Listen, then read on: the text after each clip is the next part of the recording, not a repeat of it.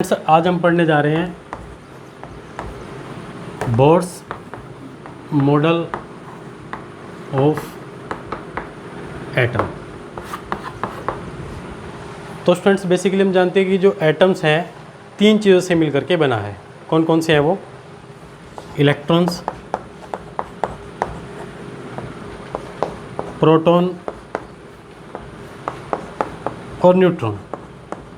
ठीक है, एटम जो है वो किसी भी मैटर का कोई भी एटम हो सकता है। ठीक है, सपोज सोडियम का है, चाहे मैग्नीशियम का है, चाहे हाइड्रोजन का है, हीलियम, लिथियम, मतलब जो बेसिकली कोई भी एटम है वो तीन चीज़ों से मिलकर के बना है। तो फंडामेंटल पार्टिकल्स भी हम इसे कह सकते हैं, इलेक्ट्रॉन, प्रोटॉन और न्यूट्रॉन। ठीक है, तो बोहर एक साइंटिस्ट थे जिन्होंने एटम का जो मॉडल दिया था, ठीक है, उस मॉडल के अंदर एक्सप्लेन किया था कि भाई कोई भी एटम है उसका स्ट्रक्चर कैसा है। ठीक है, तो एटम का आज हम स्ट्रक्चर समझने वाले हैं। ठीक है, अकॉर्डिंग टू बोहर मॉडल। ठीक है, तो बोर्स मॉडल ऑफ एटम क्या कहते हैं कि भाई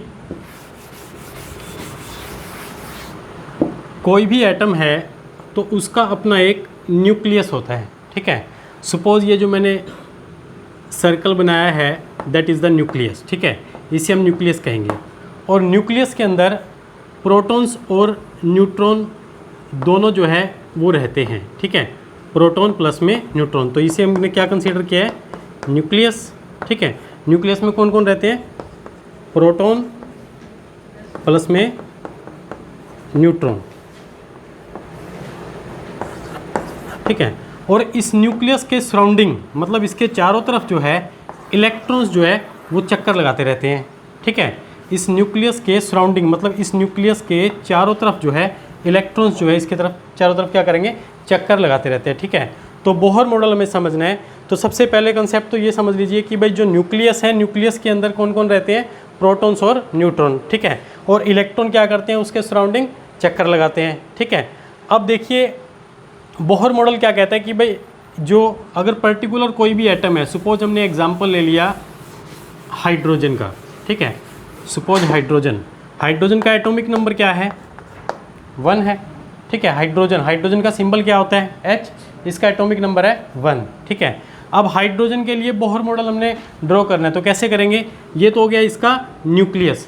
ठीक है, ये तो हो गया हाइड्रोजन के लिए हमने बना दिया न्यूक्लियस। ठीक है, अब इलेक्ट्रॉन इसके चारों तरफ चक्कर लगा रहे हैं तो ये हो गए इलेक्ट्रॉन इसके चारों तरफ जो चक्कर लगा रहा है। ठीक है, अब हाइड्रोजन के पास इलेक्ट्रॉन जो है वो एक होता है। तो स्टूडेंट्स क्या करेंगे? इस न्यूक्लियस के बाहर से जो हमने सर्कल घुमाया है इसके यहाँ पर एक डॉट लगा देंगे। ठीक है, तो ये जो डॉट लगा है that is denoted for the electron. ये एक डॉट जो है एक इलेक्ट्रॉन को डिनोट कर रहा है। ठीक है, तो ये हाइड्रोजन के लिए बोहर मॉडल बना दिया। बड़ा सिंपल सा है। ठीक है, तो बोहर मॉडल क्या कहता है कि भाई इलेक्ट्रॉन जो है न्यूक्लियस के सराउंडिंग जो है चक्कर लगाता रहेगा। समझ में आ रहा है? ठीक है, उसके बाद अगर हम सेकंड एग्जांपल की बात करें तो अगला एग्जांपल हम लेंगे हीलियम का। तो हीलियम का एटॉमिक नंबर क्या होता है? जिसका symbol He, atomic number is the 2। तो बोहर मॉडल क्या कहते हैं? This is the nucleus of the helium और इलेक्ट्रॉन इसके चारों तरफ चक्कर लगा रहे हैं। ठीक है, तो हीलियम के पास इलेक्ट्रॉन कितने होते हैं? 2 ही इलेक्ट्रॉन होते हैं। ठीक है, तो इसके लिए हम क्या करेंगे? 2 डॉट जो है वो यहाँ पर जो है मेंशन कर देंगे। ठीक है, ये हो गया न्यूक्लियस। ठीक है, और इसके बाहर से जो चक्कर लगा रहे हैं ये 2 इलेक्ट्रॉन जो हमने डिनोट कर दिया। This is the model for the helium. समझ में आ रहा है? ठीक है, अब देखिए उसके बाद तीसरा एग्जाम्पल हम ले रहे हैं लिथियम का। ठीक है, लिथियम के बारे में समझिए। तो लिथियम के लिए सबसे पहले हमने न्यूक्लियस बना दिया। ये हो गया भाई लिथियम का न्यूक्लियस। इसका एटॉमिक नंबर होता है 3। ठीक है, इलेक्ट्रॉन कितने होंगे इसके पास? 3 इलेक्ट्रॉन्स होंगे।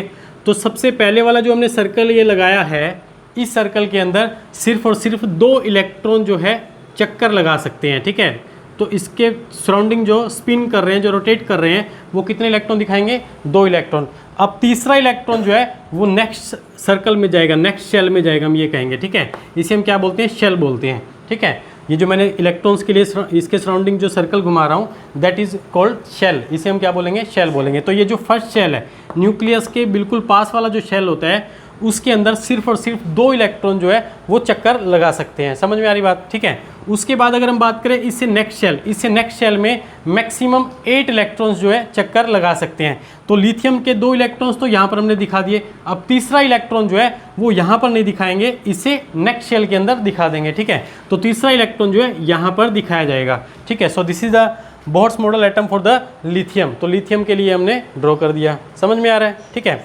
उसके बाद पीरियोडिक टेबल में जो तुम्हारा फोर्थ एलिमेंट है वो क्या है, बेरिलियम, ठीक है।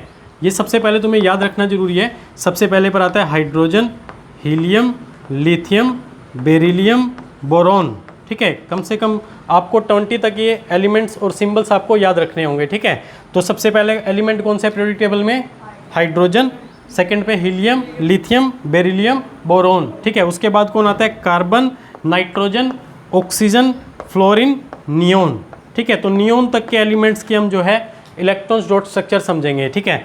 तो बेरिलियम के लिए क्या करेंगे, बेरिलियम का एटॉमिक नंबर क्या होता है, 4 होता है, ठीक है। तो उसके लिए बोर मॉडल क्या करेगा, 2 इलेक्ट्रॉन्स तो यहाँ फिल हो जाएंगे, अगली शेल में कितने इलेक्ट्रॉन जाएंगे, 2 इलेक्ट्रॉन जो है इसके अंदर चले जाएंगे, समझ में आ रहा है, ठीक है।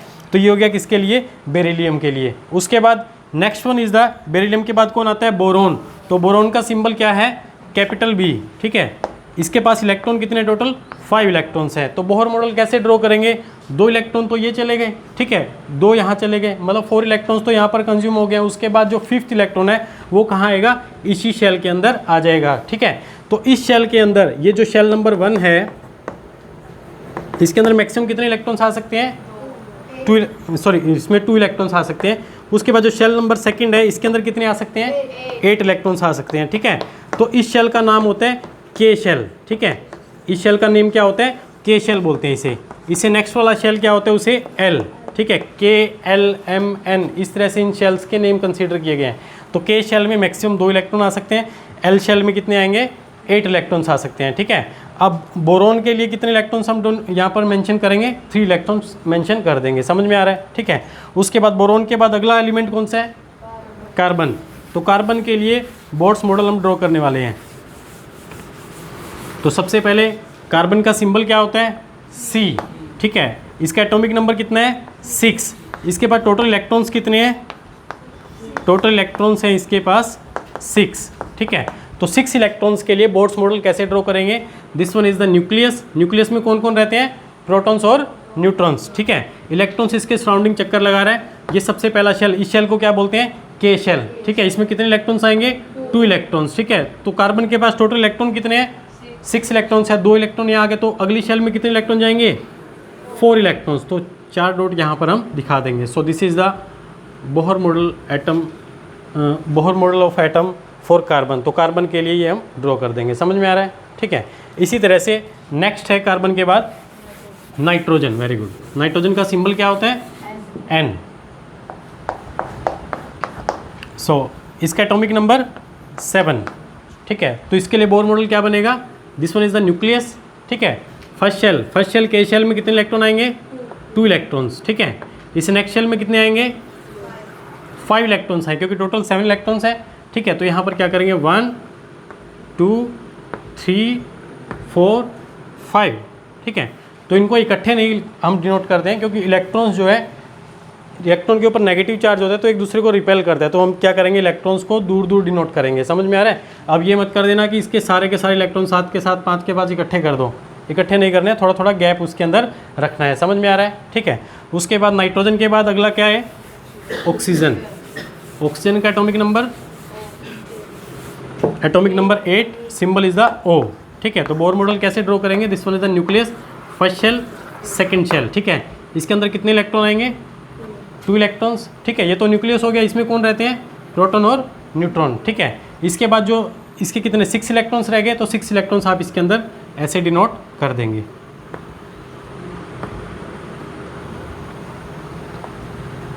वन 2 3 4 5 6, ठीक है स्टूडेंट्स। उसके बाद नेक्स्ट वन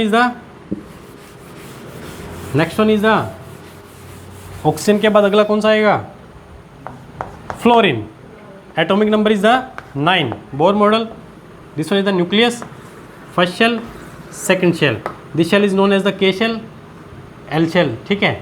तो इसमें कितना इलेक्ट्रॉन, 2 इलेक्ट्रॉन्स। उसके बाद 1 2 3 4 5 6 7, ठीक है। 7 इलेक्ट्रॉन्स इसके आउटर मोस्ट शेल में चले जाएंगे। इसे आउटर मोस्ट क्यों बोल रहे हैं, क्योंकि सबसे बाहरी शेल इसकी यही है, समझ में आ रहा है, ठीक है। उसके बाद आगे बढ़ते हैं। फ्लोरीन के बाद आता है neon, neon atomic number is the 10, Bohr model nucleus, this one is the first shell, first shell में 2 इलेक्ट्रॉन दे दें, उसके बाद नेक्स्ट शेल में कितने आएंगे 8 इलेक्ट्रॉन्स।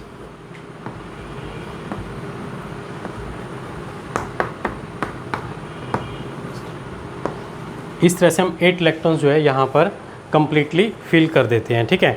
तो नियोन के यहाँ पर 8 इलेक्ट्रॉन्स आउटर मोस्ट में कंप्लीटली फिल्ड हो चुके हैं, समझ में आ रहा है, ठीक है। अब देखिए इसके बाद जो नेक्स्ट हमारा एलिमेंट रहता है, next one is the sodium. एक सोडियम के लिए समझिए, अब देखिए अगला इलेक्ट्रॉन देखो कहाँ पर जाएगा, ठीक है, क्योंकि इसमें 2 इलेक्ट्रॉन मैक्सिमम आ सकते थे, इसमें 8 इलेक्ट्रॉन्स आ सकते थे।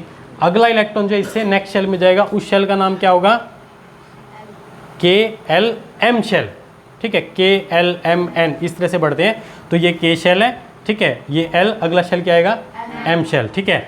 तो सोडियम के लिए सिंबल रहेगा Na, the atomic number is 11। तो इसके लिए देखिए ये तो सेम रहेगा ही रहेगा, नियोन तक तो होएगा ही, ठीक है। उसके बाद इसका एक एक्स्ट्रा इलेक्ट्रॉन जो है, नियोन से एक ज़्यादा इलेक्ट्रॉन है इसके पास, तो नेक्स्ट शेल में चला जाएगा, उसके लिए सर्कल ड्रॉ करके और एक इलेक्ट्रॉन ऐसे दिखा दीजिए, ठीक है। अब सोडियम के आउटर मोस्ट में कितने इलेक्ट्रॉन हुए, सोडियम के आउटर मोस्ट में, सोडियम का आउटर मोस्ट शेल कौन सा है, सबसे बाहरी शेल ये है, तो सोडियम के आउटर मोस्ट में 1 इलेक्ट्रॉन हुआ, समझ में आई बात, ठीक है। अब स्टूडेंट्स मुझे ये बताइए कि कार्बन के आउटर मोस्ट में कितने इलेक्ट्रॉन हुए, कार्बन के आउटर मोस्ट में, अब कार्बन का एटॉमिक नंबर कितना है 6 एटॉमिक नंबर है, तो इसके पास इलेक्ट्रॉन कितने हैं 6।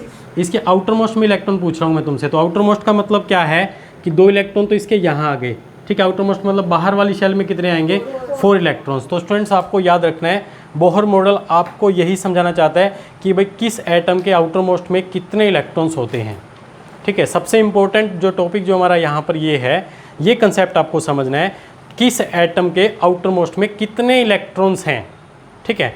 अब मुझे ये बताइए कि जो नियोन है उसके आउटर मोस्ट में कितने इलेक्ट्रॉन है, नियोन एटॉमिक नंबर 10 है उसका, नियोन के आउटर मोस्ट में कितने होंगे 8 इलेक्ट्रॉन्स होंगे, वेरी गुड, ठीक है। उसके बाद बताइए कि नाइट्रोजन के आउटर मोस्ट में कितने इलेक्ट्रॉन है 5 इलेक्ट्रॉन्स, ठीक है। तो इस तरह से हम सभी एटम्स के, ठीक है, आउटर मोस्ट के इलेक्ट्रॉन्स भी लिख सकते हैं, ठीक है। तो यहाँ पर अभी हमने बात की है सोडियम तक की, तो सोडियम 11 पर जो है कंसीडर होता है। उसके बाद आप सब बच्चे सोडियम से जो नेक्स्ट एलिमेंट्स हैं उन सब के मॉडल बनाओगे, बोहर मॉडल 18 तक, ठीक है। 18 तक आप जो है अपने सभी मॉडल बनाओगे, जैसे कि मैंने 1 to 11 तक बनाए हैं, ठीक है। इस तरह से 12 पर मैग्नीशियम, आगे जो कंटिन्यूसली हम चलते जाएंगे, 18 पर है आर्गन, तो आर्गन तक के आप जो है अपने बोहर मॉडल एटम जो है कंसीडर करोगे, अपने ड्रॉ करोगे, ठीक है।